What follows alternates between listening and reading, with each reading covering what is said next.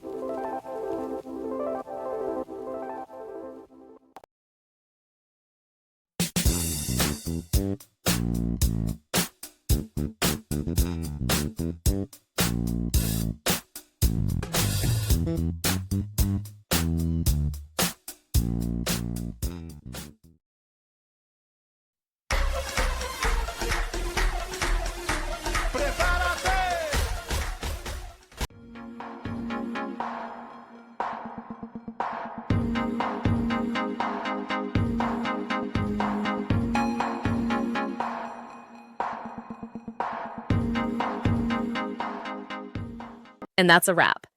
I hope you found the answer you were looking for. If you did, take a second to hit that subscribe button. It really helps out. And let me know in the comments which solution worked best for you. See you next time in the debug zone.